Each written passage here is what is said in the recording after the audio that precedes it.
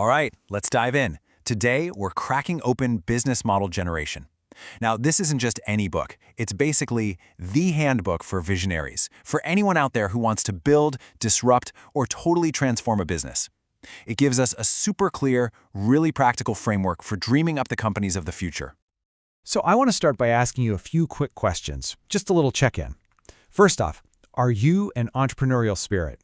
Do you have that spark, that little voice in your head that's always on the lookout for a new opportunity? And does that spark get you thinking, like constantly thinking about how to create value? And not just by dreaming up new products, but by actually designing whole new businesses from the ground up. And last question, do you ever look at these old, kind of clunky industries and just think to yourself, man, there has to be a better way to do this? If you're nodding your head right now saying yes to these, then trust me, you are in exactly the right place. Okay, so before we can really start innovating, we all need to be on the same page. We need a shared language. And right at the heart of this whole conversation is one simple but super powerful idea: the business model. Think of it like this. A business model is just the story of how a company works. How does it create value for its customers? How does it deliver that value? And importantly, how does it capture some of that value for itself? So why do we even need a new way of thinking about this? Well, think about the old school business plan. That 100-page document that's basically obsolete the second you print it.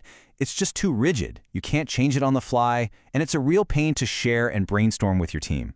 Honestly, it's a static relic in a world that's anything but static. And that brings us to the solution, the business model canvas. This is the big idea, the core tool from the book. It's like a strategic blueprint that lets you map out, design, and even pivot your entire business model on just one single page.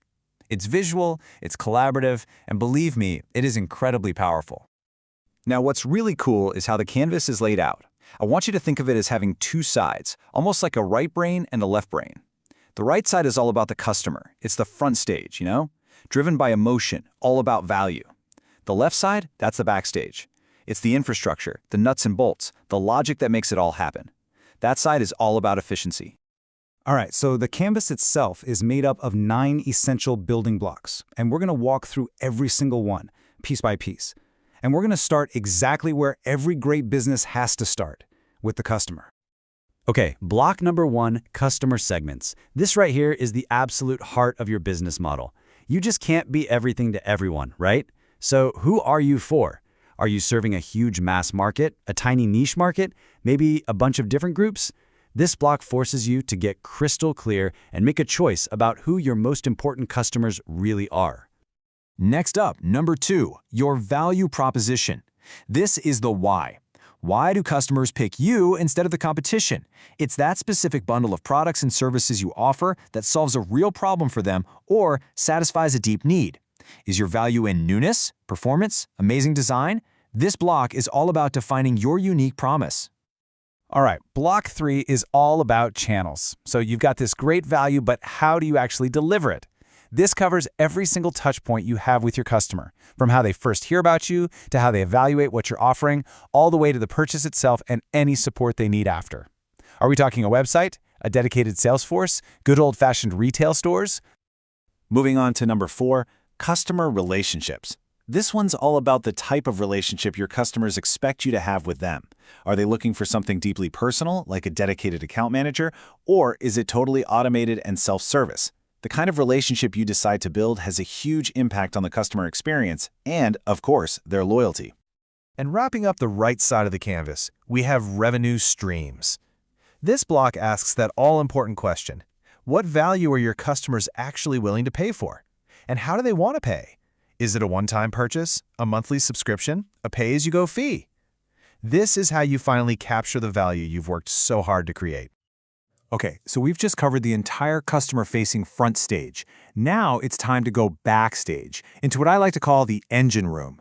This is the left side of the canvas, and it's all about the logic and infrastructure you need to make everything we just talked about on the right side even possible. So, let's kick off the left side with block number 6, key resources. Simple question, what are the most important assets you absolutely need to make your business model work? We're talking physical stuff like factories or stores, intellectual stuff like patents and your brand name, human resources like your team of brilliant engineers, Or, of course, financial resources. What are the things your business just cannot function without? All right, number 7, key activities. This is about the most important things your company has to do. So if you're a software company, that's probably software development. If you're a consulting firm, it's all about problem solving. These are the critical actions that you have to perform exceptionally well to deliver on your value proposition. Next, Block 8, Key Partnerships. Let's be real, very few companies do everything themselves. This block is where you map out that network of suppliers and partners that make your business model tick. Maybe you partner up to optimize things, or to reduce risk, or maybe to get access to resources you don't have. And that brings us to our final block, the cost structure. This is where it all comes together on the financial side. You look at your key resources and key activities and ask, what are the biggest costs here? Are you a business that's all about being cost-driven, like a budget airline? Or are you value-driven, like a 5-star luxury hotel? This block is the foundation of your financial survival. Okay, so theory is one thing, but let's see how this actually works in the real world. We're going to use the canvas to map out the absolutely game-changing business model that Apple created for the iPod and iTunes. It's a perfect example of how these 9 blocks aren't just separate boxes. They all work together as a powerful system. So let's start with Apple's value proposition. What were they really selling? It wasn't just an MP3 player, was it? No, they were selling a seamless music experience. And that meant bringing together the iconic iPod hardware, the super simple iTunes software, and a gigantic online store, all in one totally effortless package. And who is this for? Who is their customer segment? The mass market. Everybody. And to reach the mass market, that seamless experience couldn't just be for tech nerds. It had to be so simple that literally anyone could use it. See how that choice of customer completely dictated the design of their value proposition? Now watch how those 2 blocks plug directly into their revenue stream. How did Apple actually make its money? Well, it wasn't from selling 99-cent songs. That was basically a break-even deal, just to keep the record labels happy. The real money, the real profit, came from selling all that high-margin iPod hardware. The music store was the bait. The beautiful, expensive device was the hook. And here's the absolute masterstroke, and it's on the backstage side of the canvas. That entire seamless experience for the mass market, it would have been totally impossible without their key partnerships. Apple went out and made deals with all of the major record companies. That allowed them to build a huge, legal, and comprehensive music library that none of their competitors could even touch. It locked in their advantage. See how it all fits together? Every single block supports the others. And there you have it. 9 building blocks on a single page that can help you describe, challenge, and invent pretty much any business model you can think of. The canvas isn't just a tool for understanding how the world works. It's a tool for creating the future. So really, the only question left to ask is, what business model are you going to design first?